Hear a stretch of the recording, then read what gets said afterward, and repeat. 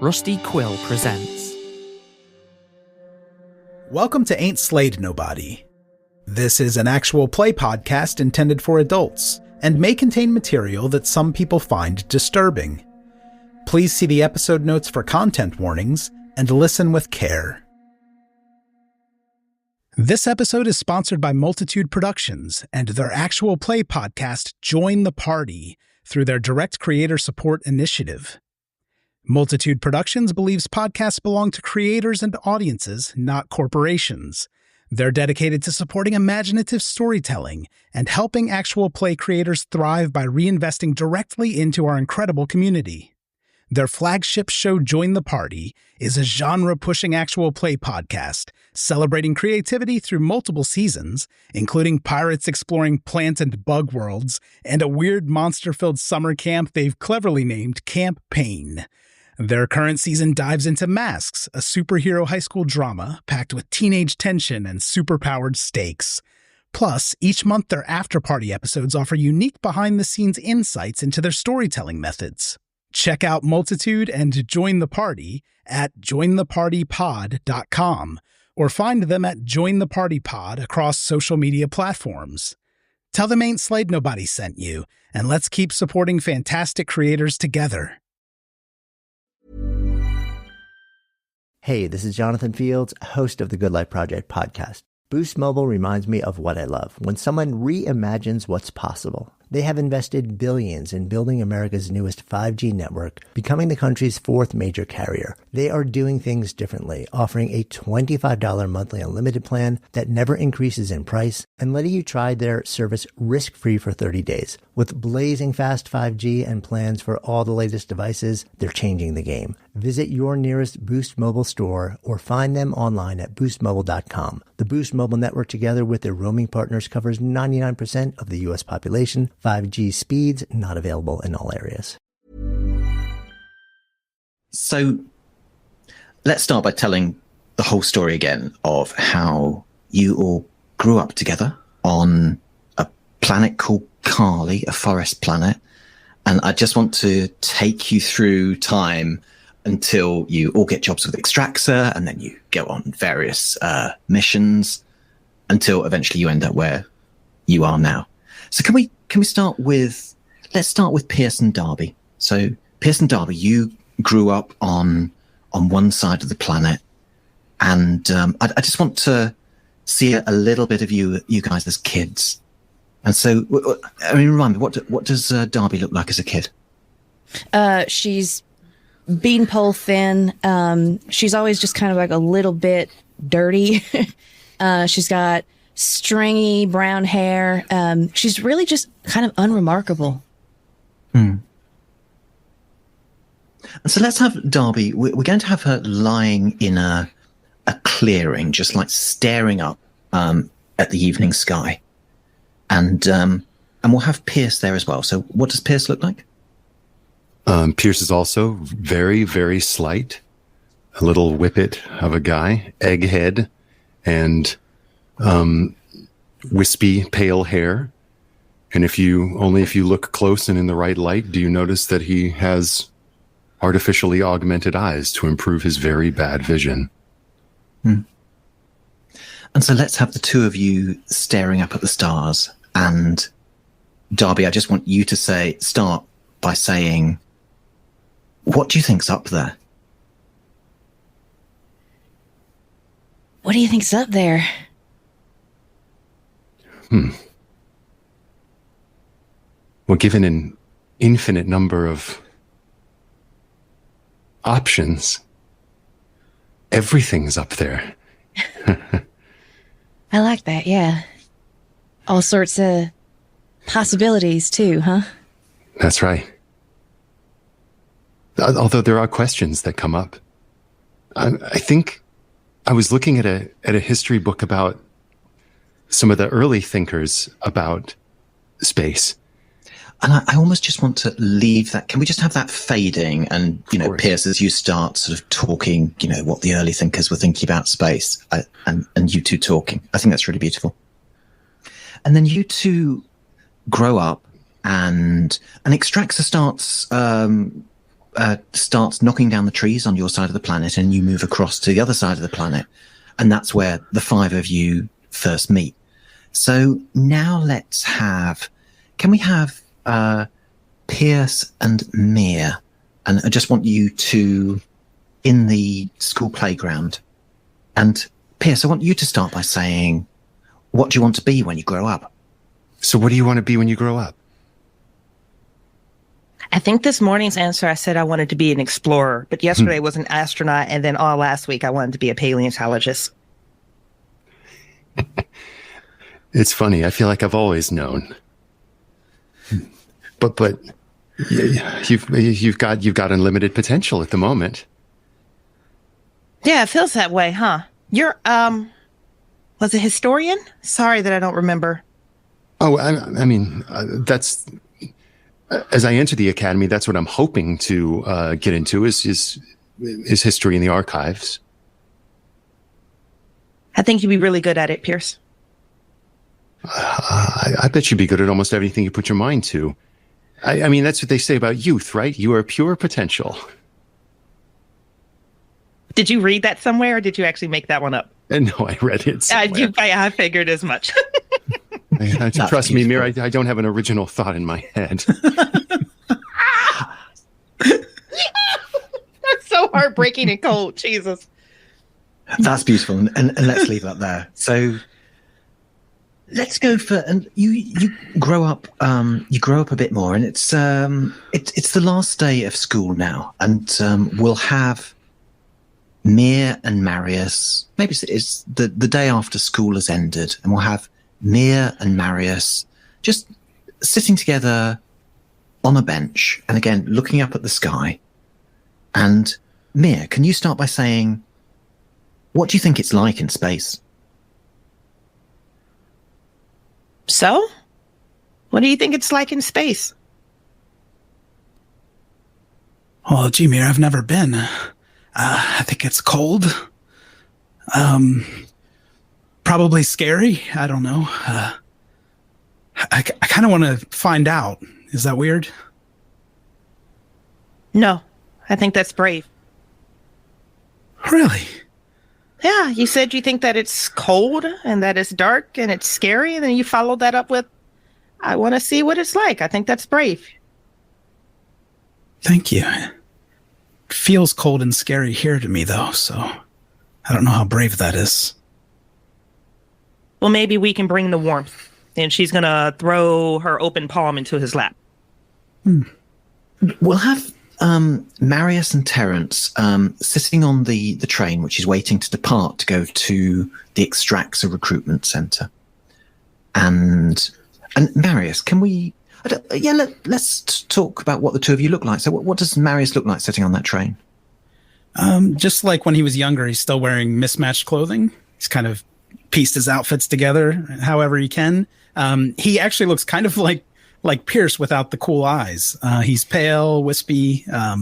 He looks like a systems engineer of the future. Mm. And then Terrence sitting on that train. Terrence has made an effort. Even though this isn't his first choice of careers, he's taking it seriously. So he's wearing his best suit, which still isn't very good, but it is a cheap suit, but he's cared for it, and his clothes are neatly pressed. He's had a haircut recently, and his hair is carefully slicked back. His glasses are polished, and he's sitting there upright in his suit. That's beautiful. And then, Marius, can we start with you saying to Terrence, what do you think it's like to have a job?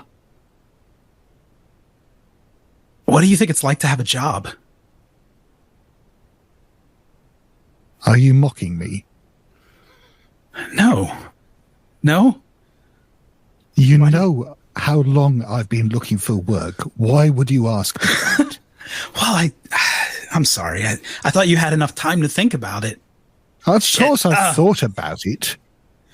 Yeah. No, forget it. Hey, did you lose your lucky pin? Maybe that's what you need. No, I still have that.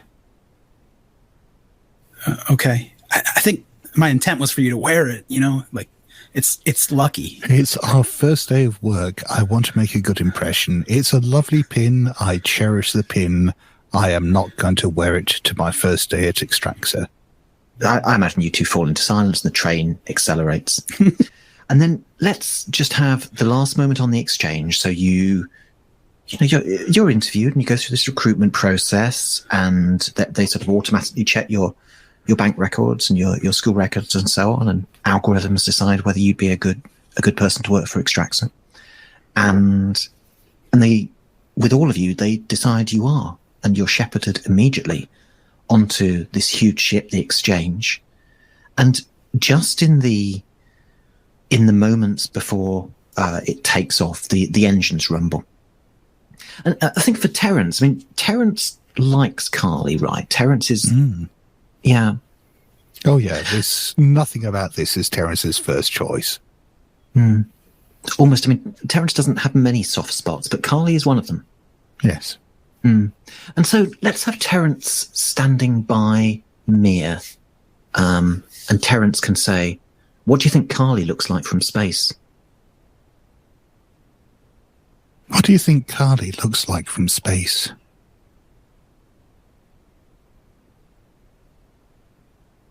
There's a very hard, long beat before she answers, because she probably knows how Terrence feels about Carly. She knows how she feels about Carly, and she also knows what she saw and what was coming down the pipeline. And she's deciding in this moment whether she's going to lie or be honest. And then she remembers who she's talking to. And I think she's going to flick her eyes over. Probably not as beautiful as it was. Yeah. Yeah, you can see the damage from up here, can't you? You can see... I knew that they were cutting down the forests, particularly on the far side of the planet, but it isn't until you get up here that you can really see. I wish I hadn't. And as you're lifted off, you can see both sides of Carly, right, Terrence? You can see the beautiful forested side and the side that's slowly being stripped. And I think as we move more towards the stripped side, Terrence just turns away. And then the exchange accelerates towards the far reaches of the galaxy where you're going.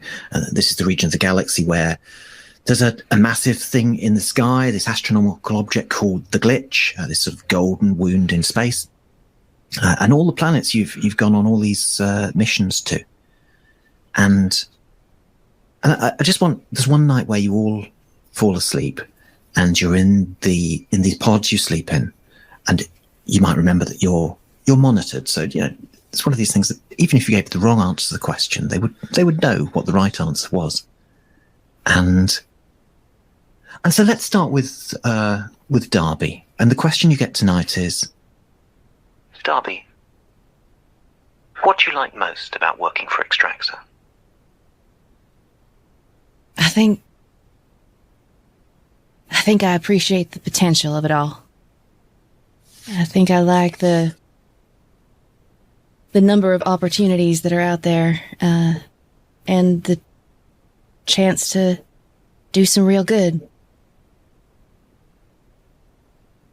What kind of good, Darby? Well, I think making life better for people. Good night, Darby. Night. And then, Mia, let's do you. And you hear the welcome voice of the pod, and which I know you love hearing every night, soothing you into sleep. And the question you get is, Fucking pods. Mia, how do you think your work benefits other people?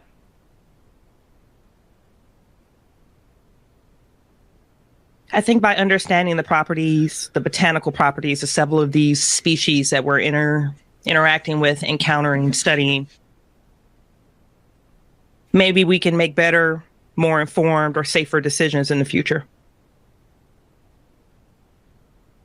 Thank you, Mia. Good night. And then, Pierce, let's come to you. And the question you get is, Pierce, do you think Extraxa could be a force for good? Yes, I suppose so. But as a student of history, one must ask if force can ever be used for good. Good is something imposed upon memory by those who have won by force. So, the question perhaps is not if Extraxa can be a force for good, but through force Extraxa makes good. Good night, Pierce. And then, Marius, let's come to you. And the question you get is, Marius, if you were in charge of Extraxa, what would you do? Ooh. I'd probably try to get more input from the employees on the missions.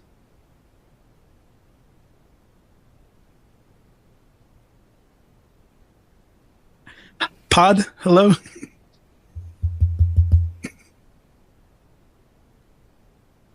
And the pod waits as though it was hoping for something more. You know, my favorite thing about Extraxa is I get to work with my friends, but I feel like sometimes we're put in harm's way without a lot of explanation about what we're supposed to be achieving. But we try. We do what we think we're supposed to do. Thank you, Marius. Look, I'm sorry if... Shit.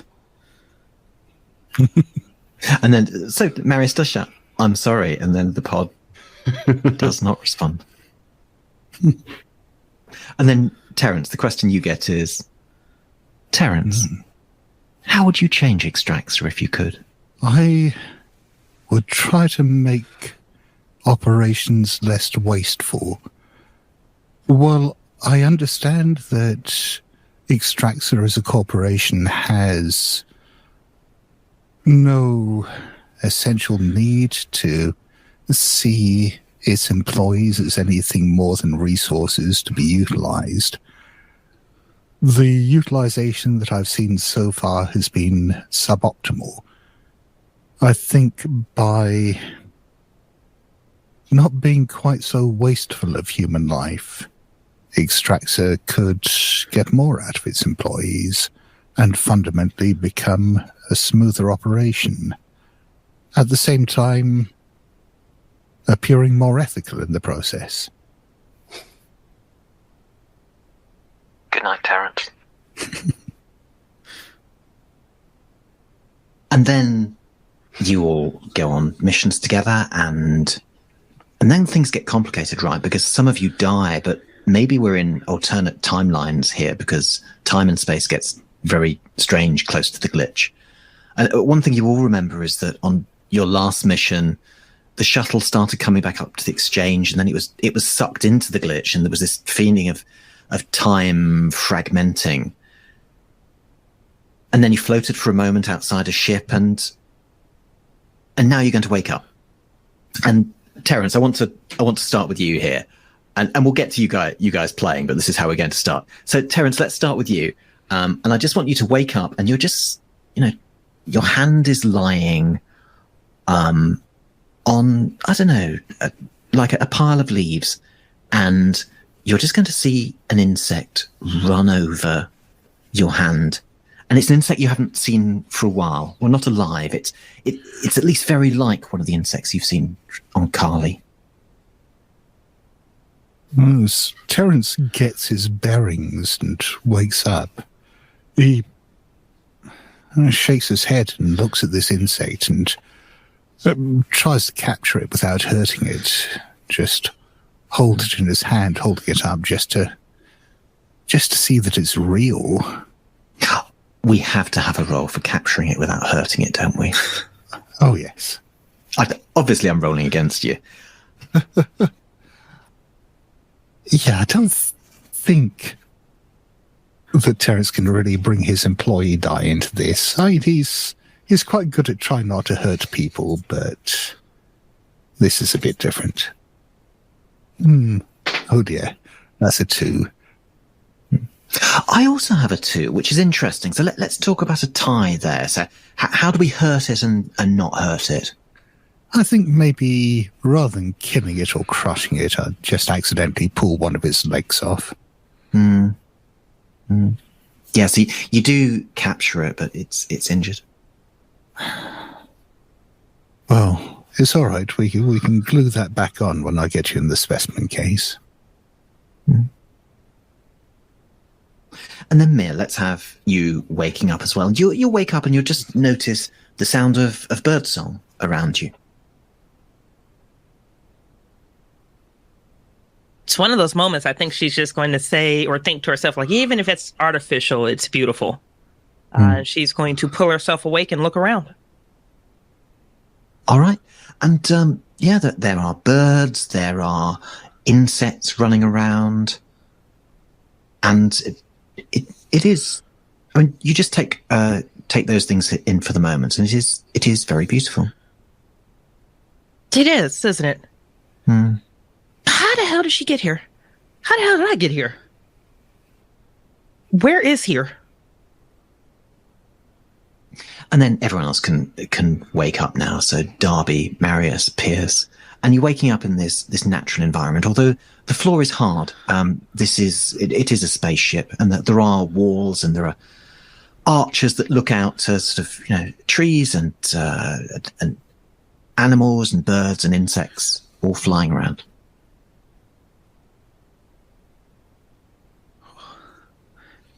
Are we in individual pods? No, you're just lying on the floor. Oh, okay. And just so I'm clear, this is an environment that appears to be encased within a spaceship, or are we in a ship looking out over a... It's a spaceship that seems to have birds and insects and Got it. All kinds of nature in it. Cool. Is anyone else seeing this? I did wonder if I was dreaming. Yeah, this is cool. It's strange. Is everyone If okay? This... Anyone hurt? You can see Pierce, when you ask that, just like clutching at his head and just like, yes, I'm fine. Though I don't remember how I got here. I guess I don't either. Yes, that's a little troubling, Pierce, because you are dead. Excuse me? Which does lead me to question the authenticity of this experience. And Darby, as wonderful as it is to speak to you, it's also a little troubling, considering the last scans I did on you. I mean, are you thinking that we're dreaming or something? I mean... I would not rule out this being some sort of simulation. No. Extracts will probably fix them, Terrence. You know what they can do. They're fine. Look. I am very well versed with the medical facilities available to Extractor. I have implemented a great many of them myself. I have read the documentation, and I am fairly certain in stating that as wonderful as the medical facilities in Extractor are, at the moment resurrection is a little past what we are capable of. Well, we'll scan them. I mean, if they're not real. He tries to disguise that last part. Yes, we should do a full medical workup of all of us, myself included, just to see whether there's delusions or hallucinations would make a... what's the last thing you remember, Marius? Floating with you? Into the glitch. Yeah, I think so. We saw the ship. Then maybe this is real. Well, What about you? Did you all see? Did you go into the glitch? And that is what we remember, is it not? Oh, yeah. Yes, Marius, of course. We were all there. it's a hard thing to forget. And at this point, I think we're all aware of the temporal abnormalities that occur in close proximity to the glitch. To actually enter it, I think, it's... It would make sense that our current predicament would not make conventional sense to us. I don't know where we are or when we are. But Pierce, you say you don't know where you are or when you are, but you feel you do. Okay.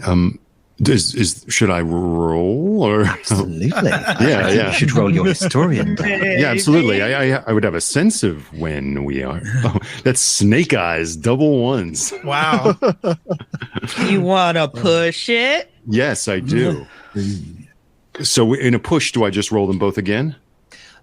You add your change die. Okay.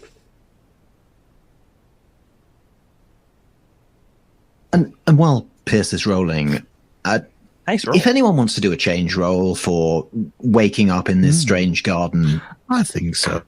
ship, you're very welcome. Yes, and I certainly do that. But I got a 5 on my pushed roll. A 5. That's fantastic. I was hoping for a 6, but let's do a 5. This is the invisible hand, Pierce. This is the first extracts a spaceship.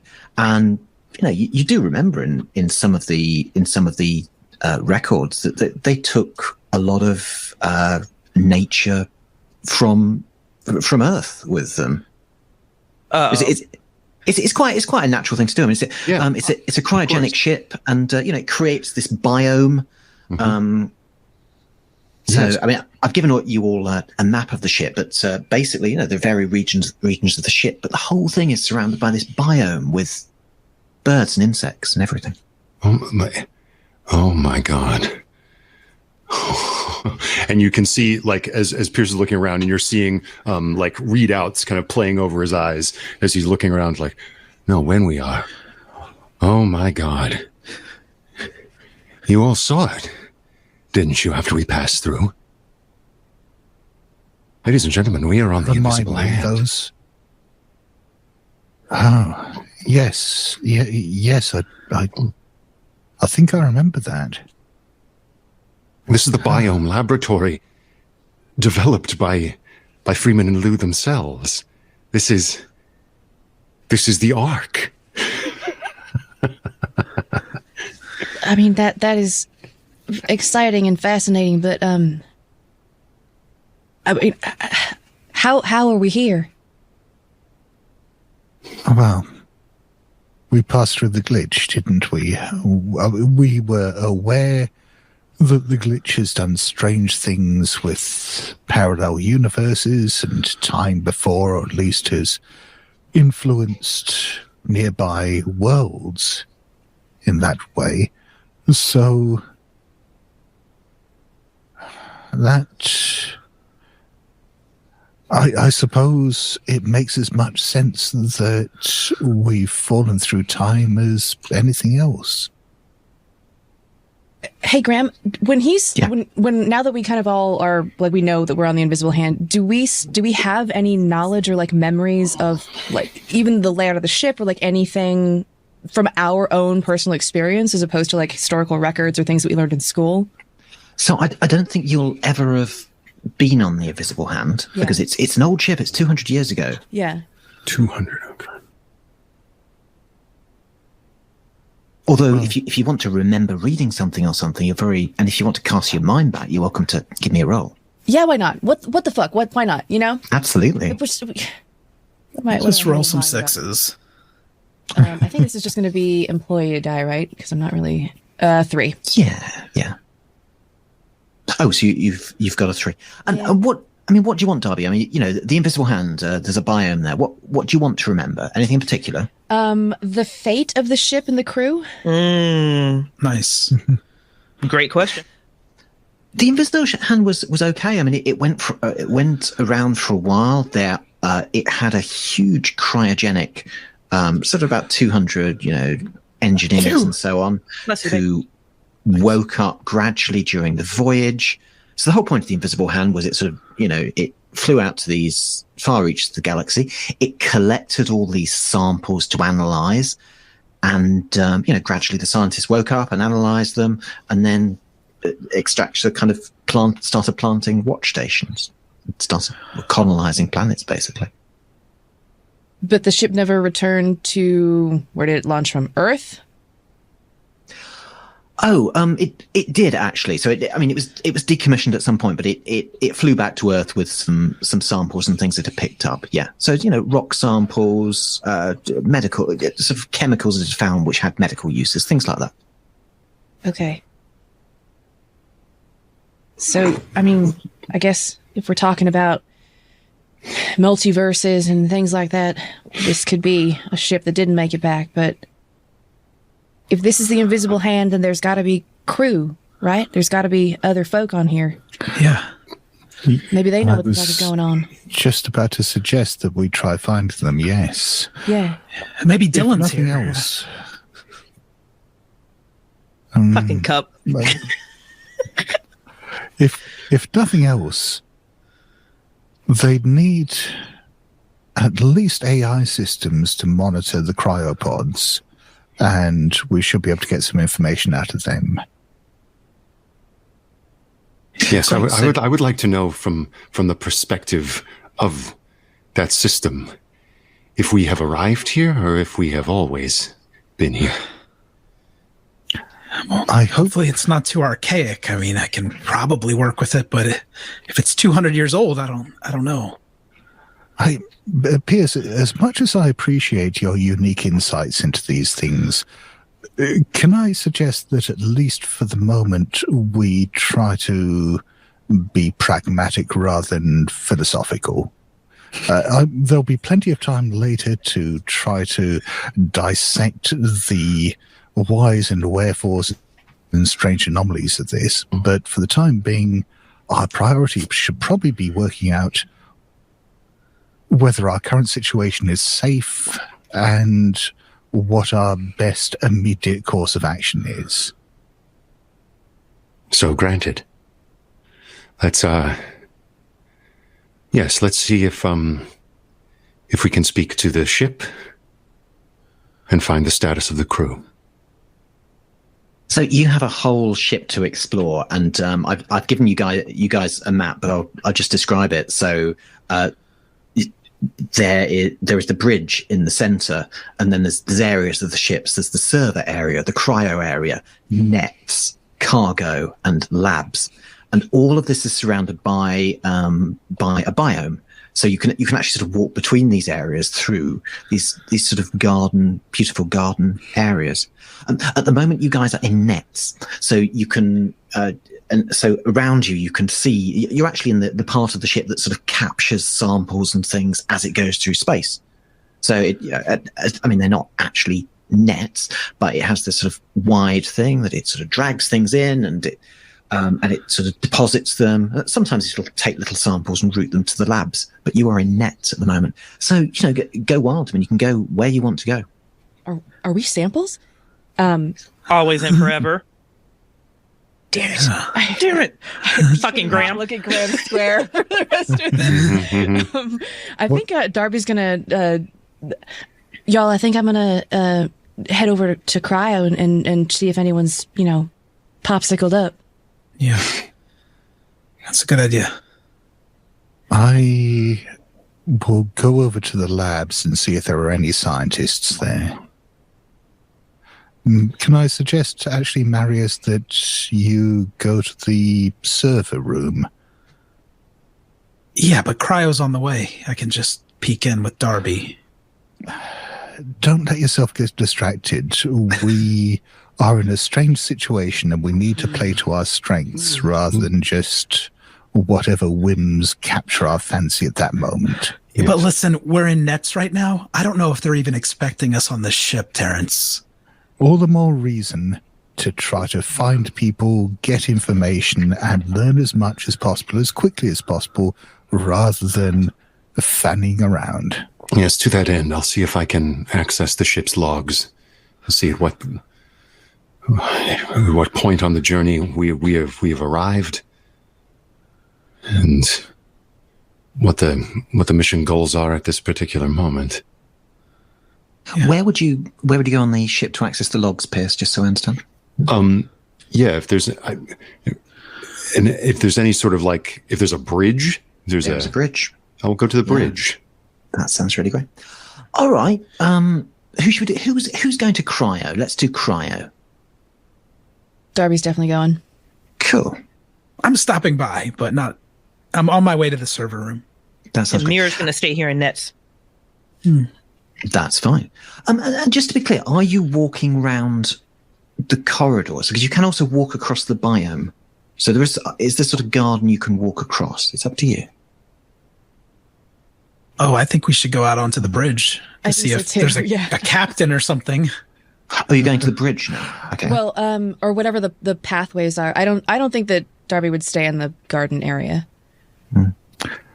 Whereas Terrence knows that probably the most practical way of getting to the labs is going through the bridge. But on the other hand, it's a long time since he's seen nature like this, so he's got to take the scenic route. So let's go for cryo first. So Darby, you're going to cryo, and Marius, are you coming to cryo as well? Yeah, I'm kind of shadowing Darby just to see what's going on. Yeah, great. You are in cryo. So cryo, there are loads of pods, almost like the ones you sleep in. That sort of purple glow that the pods have. They're not talking, and there are there are people sort of frozen and ready to be woken up. And there's a computer system. It's very, lights are kept very low, and there's almost like shelves of people. Imagine sort of, 4 rows of people and people stacked up. Marius, can you get into that computer system? Probably. I kind of want to see if we know anybody here. I don't know. Does that sound strange? No stranger than anything else we're doing right now, so, yeah. Yeah, like the lady from the mansion. Didn't they all work for Extraxa? They did, but why don't you go check and I'll poke around on the terminal. Sure. I'll see if we can wake them up if we decide to do that. And we didn't encounter anyone on the way to cryo, is that correct, Graham? No. Okay. So I'll try to get into the system and just see if it's operable for me based on what I know. Yeah. Give me a roll to operate the system. All right. I'm going to add my change die to this roll. Great. And if you're doing that, I guess then I'll walk around and look at the peoples. That's amazing. Just doing what Marius said, looking for familiar faces.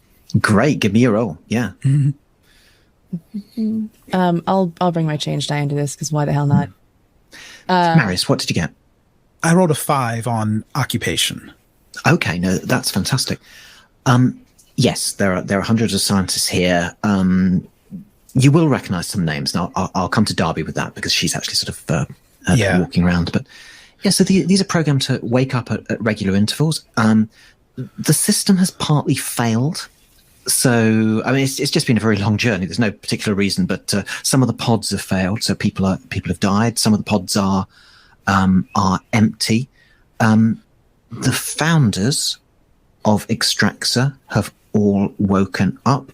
So Freeman's pod, Lou's pod, and there's a guy called Clay who appears to have woken up as well. Those pods are empty. And for a 5, you get something extra. So yes, you could wake people up if you wanted. You could also shut them down. It'd be very easy. Are there people awake inside the pods? No, well, they're frozen. They're not awake. Right. Darby, you were looking at stuff, weren't you? Yes, I got a 5, but it was on my change dice, so I will just go ahead and roll it real quick just to see what's happening. Yeah, go up by 1. Yeah, there's names you know here. So Clarissa from the mansion is here. So is her husband Maximilian. They are all frozen. So is Dr. Emma, who was the scientist who invented the Erebus process back on the planet with the orchids. There are you are recognizing people here. Well, Marius, you were right. Some friendly faces in here. And you got a 5, right? So Darby, the thought goes through your head that you can make choices now, right? Like you could change the direction of Extraxa with your choices. If you thought these people had done bad things, you could do something about that right now. I don't think she's going to make any decisions without everybody else. Yeah. Okay. But there is this moment of like little power that you could. Yeah. I think for Darby specifically, that is a more of a troubling than a comforting thought. Oh, I'm sorry. I didn't mean to trouble you. Okay, well, yeah, what Bridgett said. For those playing along at home, we give him the bird. Graham, on the 5, can I also just see if any of us are referenced in the cryo system? Interesting. Have we ever been frozen here? No, okay. You're not, and there's no pods assigned to you. I mean, interestingly though, if there are pods open and like I said, the system has gone wrong, so it's not out of the question that you could have woken up here. Well, I think that's a relief, and I am eager to find the founders and this Clay person as well. Great. And I'll relay that to Darby. Marius, does it say how long ago Freeman and Lou and whoever this Clay fella is, how long ago they were woken up? Yes, it does. Sorry, Graham. Does it? Yeah, it does. They've woken up relatively recently, within the last month or so. Okay. So they flew to this region of the galaxy and woke up. Yeah. Do we have comms with everybody? Yeah. I think immediately we'll let everybody know that. Yeah. Y'all, there's a chance that that there's some folks wandering around. Some of these pods are empty and have recently become so. Yeah, look sharp. It's Freeman and Lou and someone else. Great. What should we do next? Should we go to the bridge, Pierce? Certainly. Okay. You walking across the gardens or Gardens. Yeah. And so you walk across these beautiful gardens, and there are looking at the plants of old Earth, the flora and fauna of time gone by. Mm. Are there any other little critters aside from these insects that we saw? There's there's insects. I think as you're watching, you'll watch this sort of little dragonfly just sort of lifting into the air, and then a tiny bird will come along and just eat it and then fly off. What the fuck, Graham? Really? I came off of mute for that one. Really? What the fuck? That's that transitional bullshit I was talking about. That's right there. That's that goddamn shit right there. I'm going back on mute so I can cuss you out in silence. Nature, red in tooth and claw. That's right. What finer example could there be for Extraxa as an organization? Yes. But also, the birds must survive somehow. And if anything, this just shows how delicate a balance they've woven here for their little biome. Mm. Each member contributing in its own special way. And so, Pierce, you walk across this garden. You get to the bridge, and the bridge is lovely. I mean, there's these old-fashioned instruments. These sort of kind of like glassy tubes running everywhere. It's not the most sensible idea because if you smashed one of them, things would break. But it's very pretty. And there's a woman sitting there. Oh, Operating the console. She hasn't seen you yet. all right. I am a historian. I feel like the mission of the Invisible Hand is like the moment of Extrax's self-mythologizing archive. Mm-hmm. Can I from my little perch, as yet unseen, recognize this person from the archives of this famous mission? Yes, you can. And well, let's hold it back a bit. So right. You think you know it is, but if she turns around, you'll know exactly who it is. Okay, great. I mean, why not? Yeah, just, hello. She turns around and smiles. Hello. And this is? and this is Lou, one of the founders of Extractor, looking younger than you've seen her in a lot of photographs. You're awake. So it would seem. I'm glad. Isn't it beautiful? Come and look. And the review screens are all about. And I approach and look at the screens. It's showing the far reaches of the galaxy all around you. There is no glitch. That's an important thing to say. And she just looks around and goes, yeah, years of travel. Here we are. Yes, here we are. And this is like meeting a historical figure to me. Forgive me, I've just awoken, and I'm not altogether here. I know. I felt like that too. I'm sure. You're here. You're working for Extractor. You're a scientist? Archivist. You're an archivist. I understand why we programmed you to wake you up first. Yes, I suppose someone must keep detailed records about such a historic mission. I've just started up the net, so we should start collecting samples soon. And from where will we be collecting the samples from? From space? Yes, of course. It's what we're here for. I've always really believed in what we're doing here. Helping people. Just finding out about this region of the galaxy.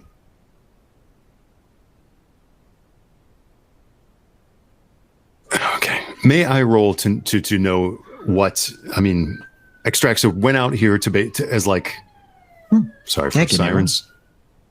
And the highest one I got was a 4. You guys are not rolling 6s. Can you just try harder and roll 6s? Sorry. Okay, so sorry, what did you want exactly, Pierce?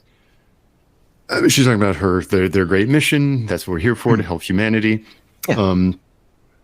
I'm just trying to grasp on to, as I understand it, the purpose of this initial mission was, go to the far reaches of space to extract resources to help humanity. Yes?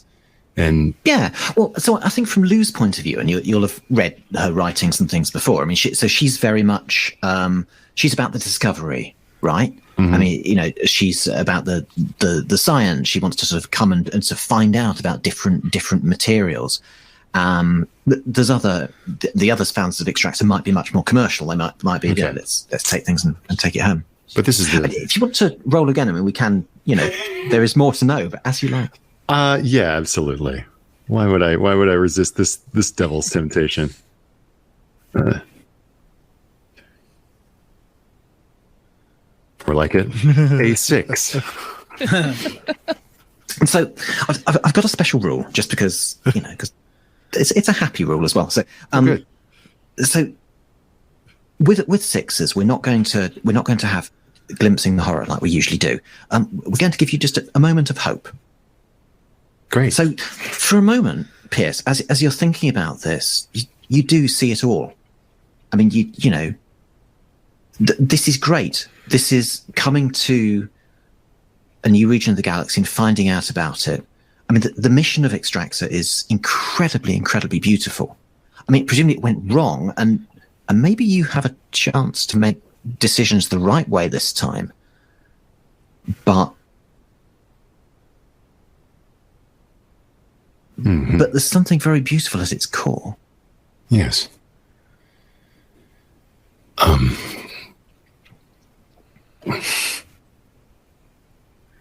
Yes, you're going to do great things here. We are.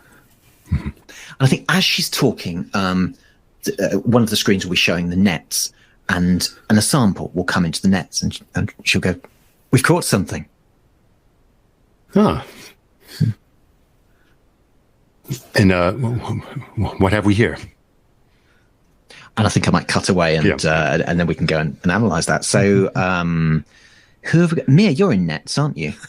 Yeah, the second you described that as an area where they're cataloging, breaking down, and kind of identifying these plant species, she knew that's exactly where she belonged. Oh, so actually, I mean, there is also the labs, right? So the nets will just grab things in and take samples. That's just capture and catalog. Okay, got it. Yeah, but let's do it for a moment. So you will, the nets will capture something, and what comes in is this golden moss, something like moss. And instantly it's sort of taken apart into samples and taken off to the labs. You'll recognize it's sort of going down these little clear tubes to the labs. And so some gold moss has come in. Okay. Quick question, just so I understand at least this area. Are there still existing samples from everything they've brought in, or has that all been shifted over to the lab? Everything's in the lab. This is sort of very yeah. Okay. I think she's going to watch that process with kind of just like this smile on her face. She's never seen golden moss, and she's really excited to see what the properties of that moss is. But I think she's going to open up her comms to everyone. And I think she's just going to, if you'll allow me to, just kind of like follow that sample as it's going down the tube, which will naturally lead her to the labs. I know that Terrence wants us to remain pragmatic, and I understand that Pierce has a philosophical approach to things, but I think there's something that we're missing, guys. It's a baseline of gratitude. We're actually all together. Shall we see whether we're in any mortal danger before we get too grateful? No, Terrence. I think I'm going to sit with my gratitude right now, because I didn't think I was going to see you again. And the first thing you mentioned when I woke up is that Pierce and Darby were dead, but they're not. So no, Terrence, actually, I am not going to wait for you to run your analysis on whether or not I should be grateful. I'm going to be grateful right now. And I'm also on my way to the labs. Right, then I'll see you there. I'm taking a little detour. These gardens are amazing. Oh, you're taking a moment out to actually appreciate the natural beauty and things around you, to show gratitude? Because I'm sure that's not the most, effective route to get to point A to B. No, but it is an instructive one. Enjoy your walk, Terrence. You deserve it. So that's interesting, Mia. Are you walking through the corridors or through the garden? Well, she was following that tube. Does it go through the corridors, or does it go through the gardens? It goes through the garden. She's going to happily go through the gardens. Okay. And so as you're walking along, there is a man sitting on a bench, looking at the plants, and he looks at you and he says, "Gratitude." I agree with that. Thank you. I'm on my way to the labs. Would you like to join me? And he gets up, and as he gets up, he's clutching his stomach. He gets up and he goes, "I think you'll outpace me, but it's nice to meet you. I'm Clay." Mirror. But you already know that, don't you, Clay? No. You don't? No. You must have woken up. What's your field? Botany. Yours? I'm just one of the founders. I'm going to roll a change, even though I don't want to. I'm going to roll it. Is this the same situation as on previous the missions where we can hear conversations that are happening over the open comms? Sure, if that's interesting, let's do it.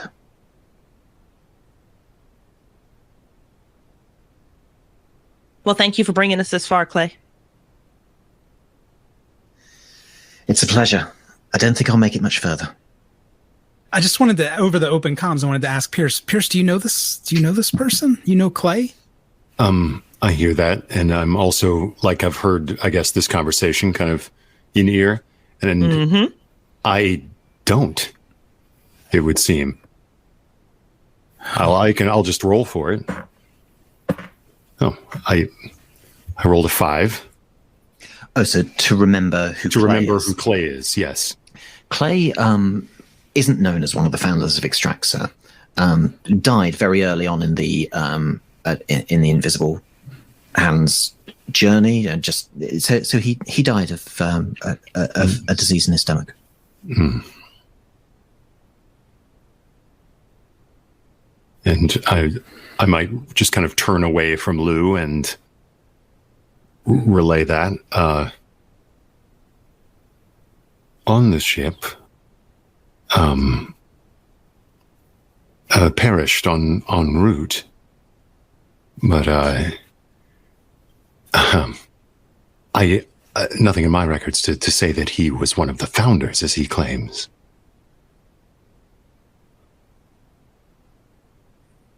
Does that mean he's lying, or he was scrubbed? I might just turn it. Oh, I'm sorry. Go ahead. Go on. I was going to say, you stood on the bridge. Lose there. Right. Exactly. I'm going to pivot around and be like, so just so I can take stock of things as my head comes together. You're here, of course, Mr. Freeman, and Mr. I'm sorry, and Clay. The three of us. Yes, of course, Mr. Clay. One of the investors of our project. One of the founders. I always think I'm the curious one. Freeman's the commercial one, and Clay's the visionary.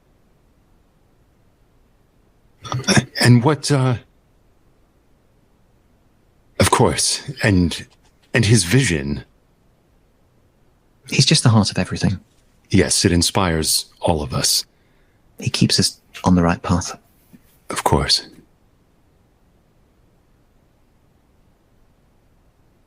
Okay, so knowing that, I'm very curious to speak to Clay.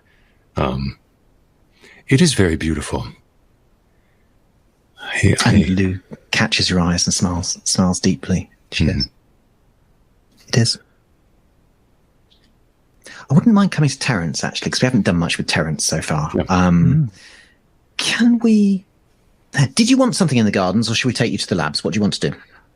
And Terrence was certainly taking his time getting to the labs. He's conflicted at the moment because he very much wants to get to the labs and find out what's going on. But on the other hand, he hasn't been anywhere like this for a long time. And I think despite this growing sense of tension and unease that he should be getting the hell on with it, he's just stopping and looking at everything with almost childlike wonder. It is incredibly beautiful. And everything you see here, it looks a close relative of what you had on Carly.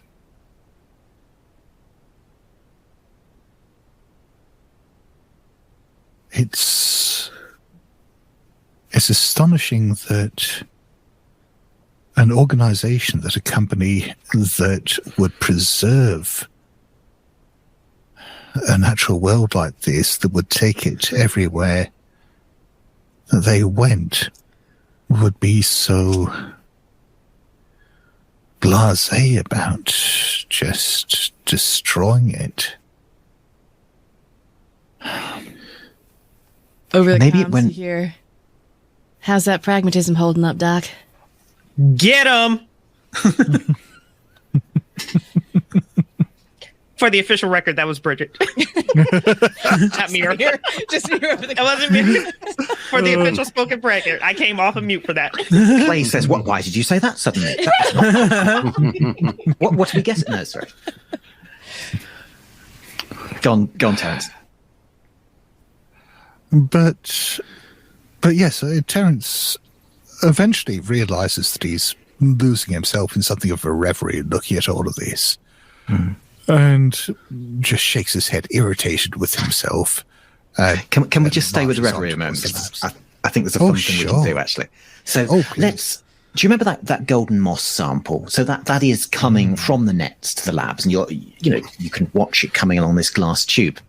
Is that the same as what I encountered on board the ship that I ended up using to destroy the what were they called? The ship's autoimmune system, the antibodies. Oh, what were those things? The antibodies, yes.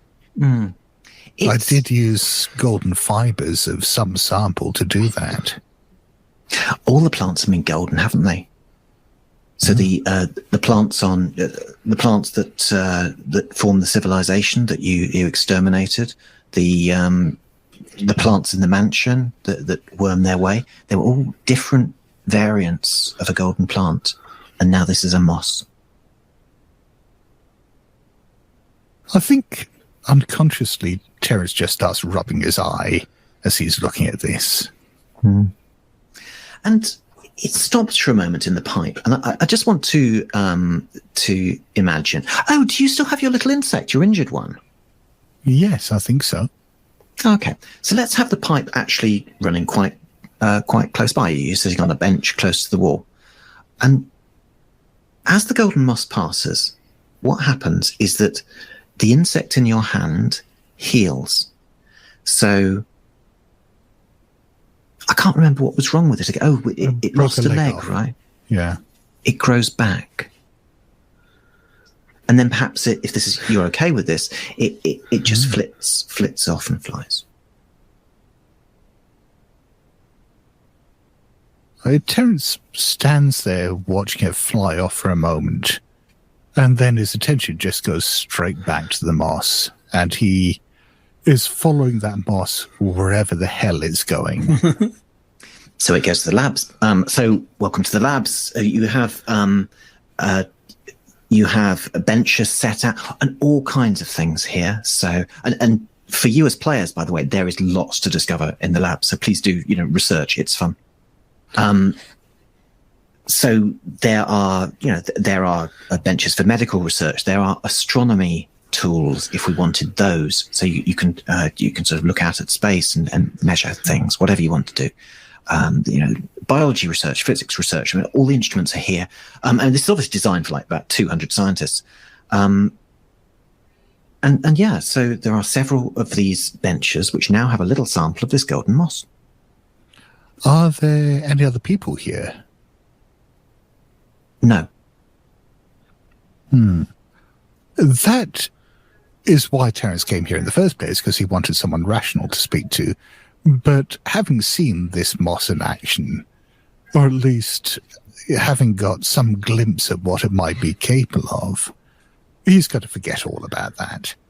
And he's got to get a sample over to the medical workstation and start analyzing it in detail, try to work out what exactly this did to that insect and whether it can be controlled. Give me a roll.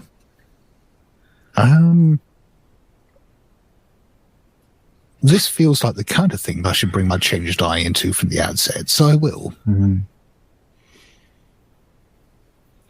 I got a 5 and 2 ones, no 6, sadly. All right, so for 5, this looks as though, and it takes you a while to do this. There is actually an AI which works with you on this. It's quite a primitive thing, but there are sort of little robotic arms at the other benches, and so the effect of this is that sort of whatever you do, they do kind of slight variants of it as well. And it just really, it's like having a team. So you can work really, really fast. And so, yeah, this seems to have healing properties. In some sense, it can grow. It could grow body parts. It could heal wounds. It could be astonishingly good for Extractor. It could do a lot of good. And you got a 5. Let's say you overheard that conversation with Mir. You could grow that man a new stomach.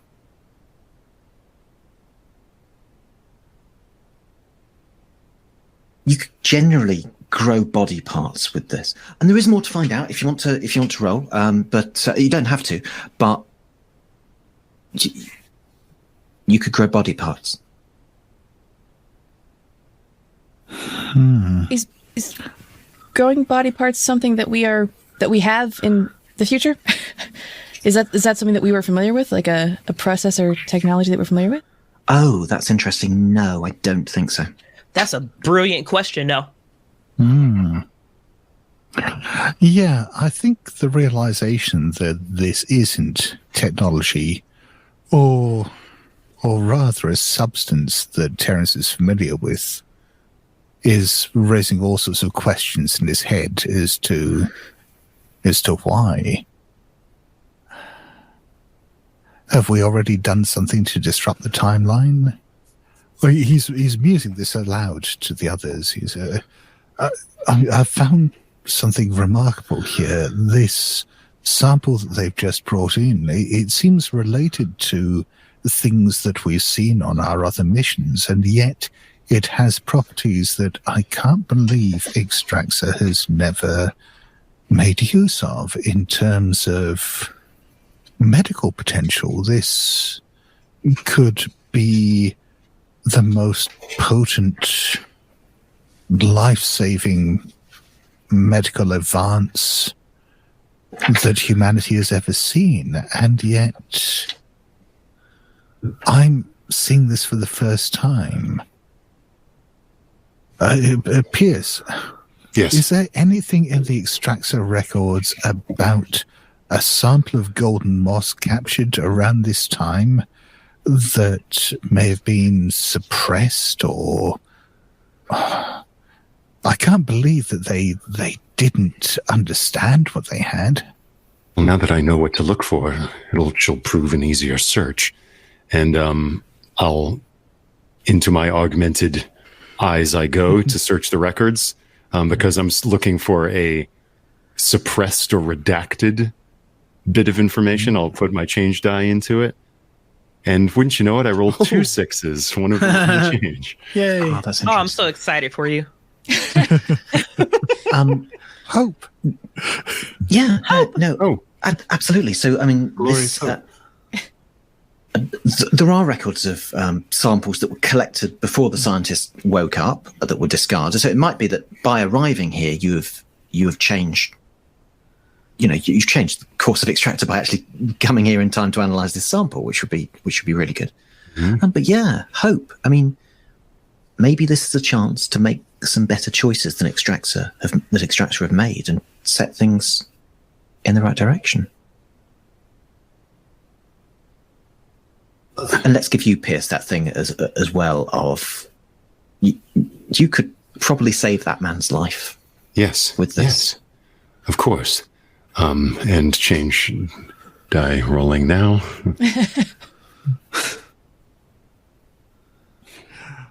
And it goes up. Nice. I think at the same time there's this sort of calculus that's going on in Terrence's head about, yes, I could save his life. Think of the leverage that would give us over him. No. No, I have a duty of care to save his life. Can't think like that, Terrence. We can't think like that. Founder Terrence. Mm-hmm. And I might even say to Lou, things are becoming clearer now. I'm going to move about the ship and be ready at your command to begin taking detailed records. And I will make, and unless she has any words to the contrary, I'm going to beeline it to the lab. Mm-hmm. Yeah, and I think I'm going to get on the comms to Mir and say, this new friend of yours, this Mr. Clay, could you do me a favor and ask him whether he'd like to live? But maybe not make it sound threatening somehow. Manage that. There's certainly a way of finessing that. Or putting a layer of compassion on it. Yeah, stand by, Terrence.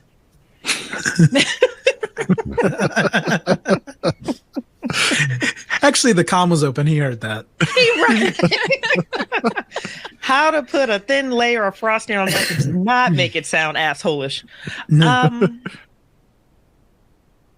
Clay, one of my colleagues, is asking if a remedy were available to you, would you be interested in it? There's no remedy for this, I'm afraid. But if there were, and I'm not doing the pipe dreams or the hope dream. I'm saying if there was an actual actionable remedy that he had access to, would you be open to it? Of course I would. Terrence, I'm assuming you copied? Yes. This is a wonderful opportunity to test this. To test this process, bring him to the lab at once. And she's going to look over to Clay, because I believe they were seated in the gardens, and she's going to stand up and offer a hand.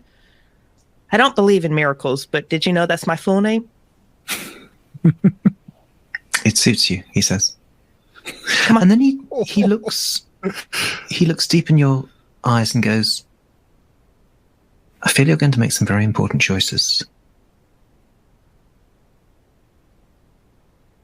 If that also comes across, oh sure. I think Darby's going to say, "Y'all, I know we've been through some shit. Not all of it good. I think we have to be real careful about the assumptions that we're making about making things better through making different choices. I think it is." Darby, as wonderful as the idea of trying to craft a better future is, there are so many unknowns that go into every decision, so many possible outcomes that are unforeseen, then no, I don't think we can even think about trying to craft a better future. All we can do is try to make this present better. And isn't that enough? Well, I mean, Doc, that's kind of what I was saying, that we can't be looking too far ahead. I mean, yeah. I think we're in agreement. I'm sorry I didn't make that clear. Right. Yes, of course. Sorry, I'm a bit distracted at the moment. I'm trying to work out how to grow a stomach. And Darby, he also doesn't have a baseline on how to speak to people politely, so there's also that. And actually, Terrence, the AI is helping you. So yes, you are trying to grow a stomach, and all round the lab benches are doing sort of similar, but slightly, you can see a heart forming. There are body parts forming everywhere. This is fascinating.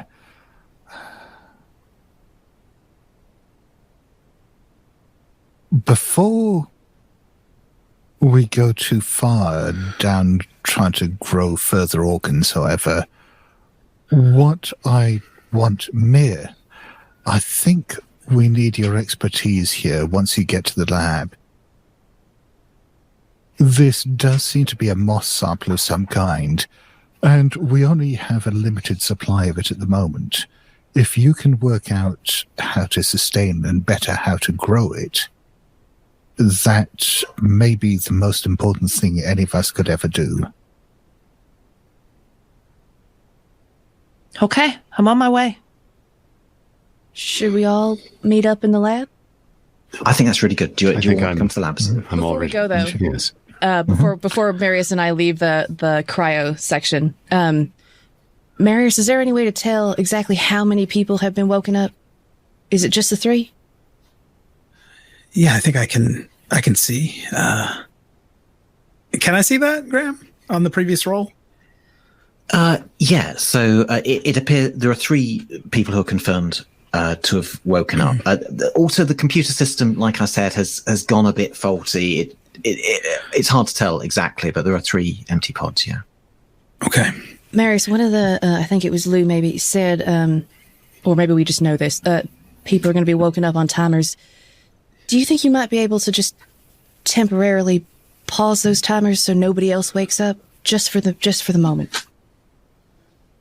Yeah, I probably could. Like, for how long? Just until we turn it back on? I just want it to be a choice of ours as opposed to something that's just going to happen to us. Indefinitely?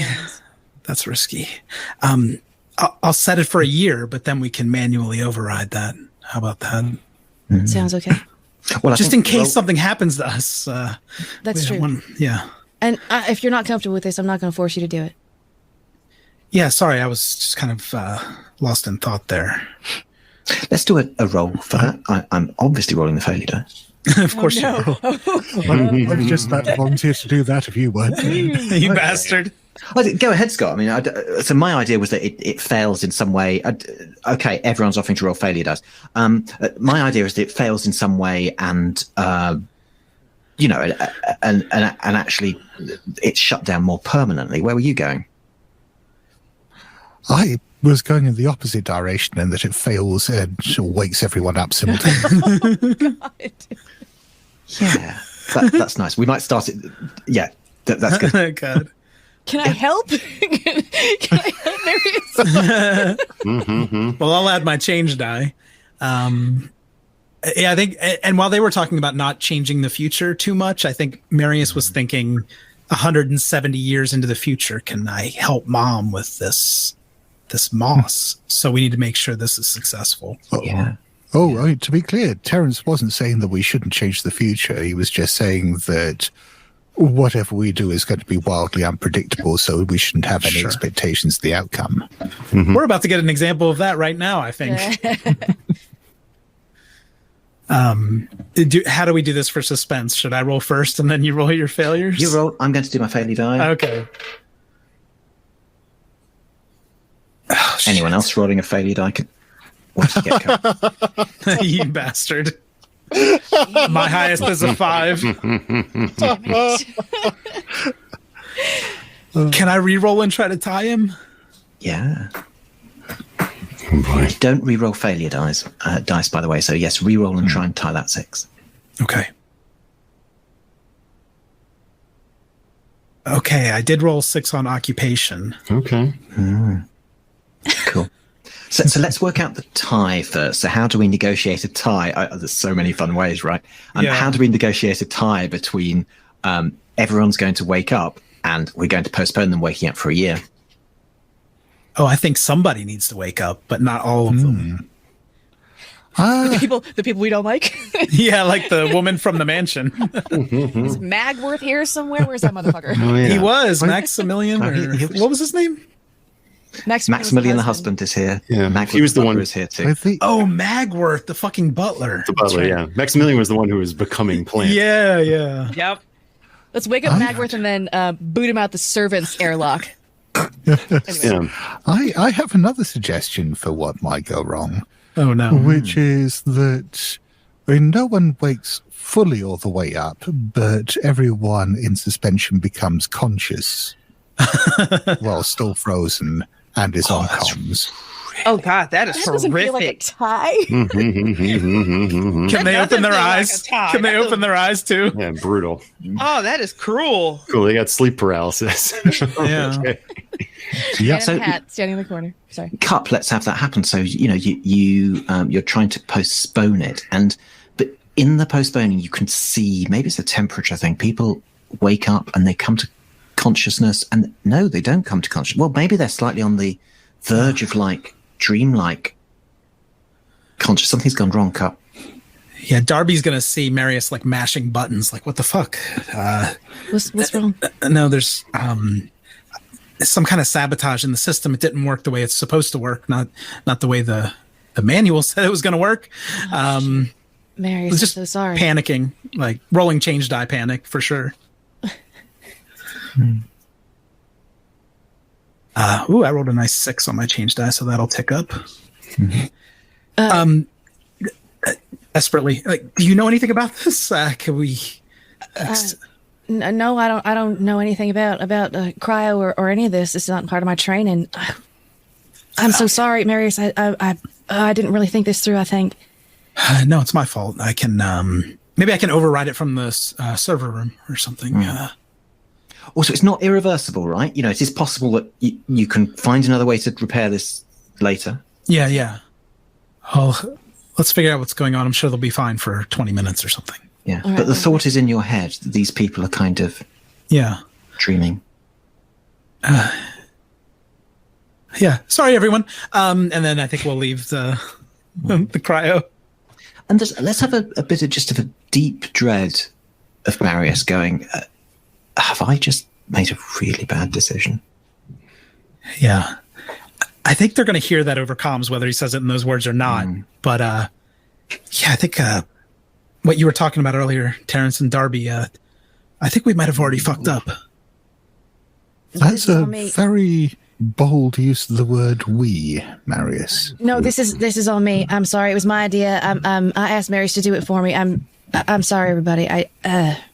No, it's okay, Darby. I should have been trained on that. It was stupid.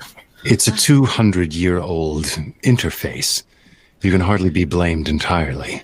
And not to be philosophical, Pierce says as he moves through corridors, but it should be stated that to do nothing is in a way its own choice, with its own set of contingencies and consequences. Everything we do has consequences. So doing something that may bring about a favorable outcome, I think, may be the best for all concerned. To do nothing will also have its unintended freak occurrences. Again, Piers, I feel like I'm being misunderstood here. I am not advocating not making any changes. Apart from anything else, our mere existence here is producing endless numbers of changes. Indeed. I'm simply saying that the changes we make are beyond our capacity to foresee, so we should temper our expectations, and we shouldn't be too quick to blame ourselves when they have unintended consequences. On the other hand, we absolutely should blame ourselves if what we do comes down to incompetence rather than a lack of foresight. I'm real sorry. I won't touch anything or mess with anything else. No, it's fine. I'm talking to you, Darby. Yes, I think, Dr. Drummond, we're just agreeing rather aggressively. I'm going to go learn Fortran and put it right, and then we can forget about it. and let's have you all converging on the labs now. So, and I've said this to Terrence, but to everyone, I mean, there is everything here. So Darby, there is astronomy equipment. Mir, you can do biology stuff here. And Terrence was wanting you to do something with this golden moss and so on. Darby walks into the labs. Y'all, I think we got, ooh, what is that? Right over the astronomy equipment. Oh, actually, Darby, with the astronomy workstation there, is there any chance you could work out where that moss came from? Because space moss. If for any reason Mir is unable to sustain it, if we can find the source of it, that would also be vital. Yeah, I'm on it, Doc, because I gotta admit, the idea of moss, a living, growing thing, just kind of being out in space doesn't make a whole lot of sense to me. So yeah, I'd like to try to track the moss. Moss tracker. Moss tracking? That sounds great. Mir, were you going to do anything as well? Yeah, Mira is completely fascinated by the golden moss. So she wants to break down those properties, chop and screw it, look into that. And then there's a baseline curiosity that she really wants to know all of these other plants that she's encountered, the orchids that were singing, or the vines, if those samples have already been collected and cataloged and analyzed already. Okay, those samples haven't been catalogued yet, okay, just to give you that. But give me a roll to analyze astronomy stuff and biology stuff. Okay, she's going to go all in with her change die on this one, and that is going to be highest is a 5 on her occupation. Great. Do you want me to push it, Graham? Would that make you happy? I'm fine with that for the moment. Darby, what have you got? Highest I got was a 3 on my occupation, but I'm going to push it. Why not? Yes. Well, so for the moment, where did the moss come from? And yes, there is a region of the galaxy. There is a planet, which looks right. So it looks like a home of the moss.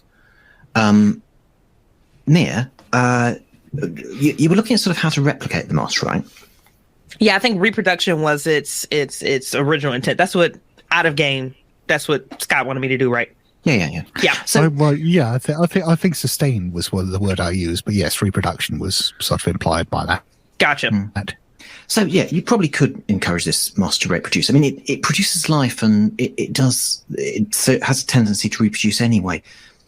You've got a 5, and you could encourage that. You've got a 5, so I want to give you something extra. So, you don't necessarily want something reproducing endlessly, right? Because it could just grow and be really dangerous. We need it controlled. So I just want to give you the glimmering, and you might need an astronomer as well to do this, but you think you have a way of stopping it spreading if you wanted to. So you could create it involves these plants sort of move through space and time in a strange way. You could create a sort of discontinuity in space and time, which would hold it. So genuinely useful thing that you could use to sort of hold it in place. Yeah, so I think between her dancing over her, because she's old school, her pen and paper notes, along with the AI and with the various monitors, she will stop at one point when she hits that wall. And Darby. Yeah. Babe, can I borrow you for a second? Of course. What's up? I've hit a wall that I don't know how to climb, but I think you do. Yeah. How can I help? Okay, and then she is literally going to slide out and slide Darby right into that point of the equation factor of whatever it is you teed up for the astronomer. You could create a discontinuity to, contain this plant and stop it expanding. Right, so we could create a discontinuity to stop this plant from reproducing. I love that so much. I'm a little worried that because we never knew what the glitch was. I'm a little worried. I was just about to say. Yeah, Doc, I think we're on the same page. Wait, do you guys want to fill me in so I'm on that same page? I'm a little worried that doing something like messing with time, even to try to do something small like contain this moss, might be the start of, what we've come to know as glitch, or something similar to it. I mean... and I don't think it's necessarily a coincidence that the glitch emanates golden light and this moss is golden. Wait, I thought the glitch was a good thing. I was about to say, the glitch is complicated, isn't it? If it weren't for the glitch, we wouldn't be here doing this now. So there are temporal paradoxes if we don't end up creating it. But I suppose if you take a many worlds interpretation, perhaps it's just one of the things that we talked about. Not necessarily a problem, but one of the ideas that we'd floated at some point was that maybe the glitch was a defense mechanism, a kind of cosmic immune system. And if we were brought back here with a knowledge of what will happen, I mean, maybe this is the crux of it. Maybe this is the point that we were brought back to not do the thing. Yes, but also if the actions that you're proposing are what leads to the creation of the glitch, as I was saying, that's not necessarily a bad thing. The glitch in our time did have strange effects. It may have been responsible for some of the space-time anomalies we encountered. But at the same time, these things we encountered are fundamentally neutral. What was causing problems was how Extractor approached them rather than the phenomena themselves. Well, but if Extraxa sees these phenomena as opportunities, and those opportunities simply don't exist, neutral or not, you think the universe cares if there's a glitch or not? And to that end, speaking of what Extraxa wants, I think Amir has maybe handed off Clay to Pierce, and I'm getting him onto one of these laboratory tables with AI arms spindling around. As I'm like, if you're willing to submit yourself to an experimental procedure, I think we may be able to perform a miracle. So can we have a roll to heal Clay? Also, Can Terrence help? He's a doctor. Sorry. Mira, Holy I got a shit. question for you. I am amazed that we're just like, yeah, fuck it, let's throw him a new stomach and see what happens. We've done no organ sustainability. We haven't cut open what we're like, fuck it. Also, have you been listening to this whole conversation the whole time? You should roll against him then. Amazing. I'm brimming with confidence and, dare I say, hope. Yep, I learned it about that bullshit. Graham be lying, honey. I don't want to. I do like the way we do it. We need to do a medical procedure. Get a historian. Is there a historian in the house? Well, what I really want, if I can, like, I know it isn't dumb as that is. I would like, just like as I like maybe get the AI to anesthetize him.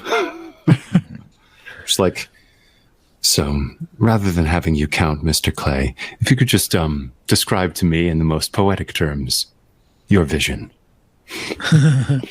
Nice. Holy shit, my toes curled on that one. Me too. Oh, God damn.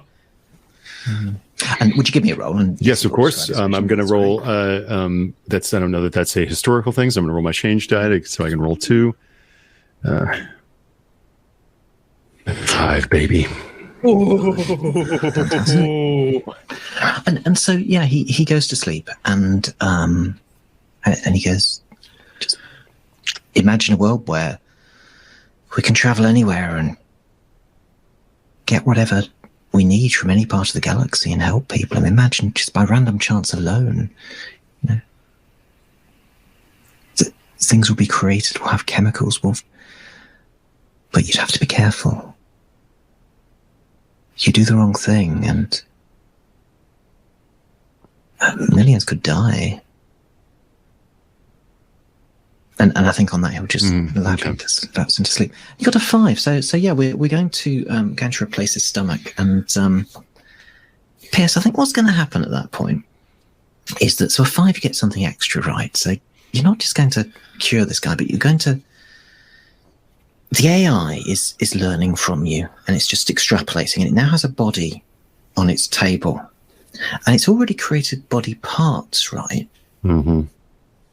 And I'm not sure everyone else will realize this instantly, but you instantly realize what the AI is doing, and so it begins creating a full human. Right.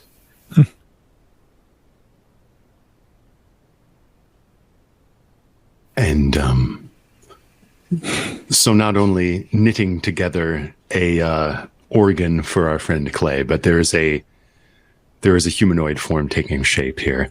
And is it reminiscent of one of our friends? Actually, no. It's just a completely blank average human. Scott, let's have you saying this as well. You've got medical expertise, haven't you? And I just want to take you back to that dream you had when you were on that planet with the orchids. And do you remember that idea you had of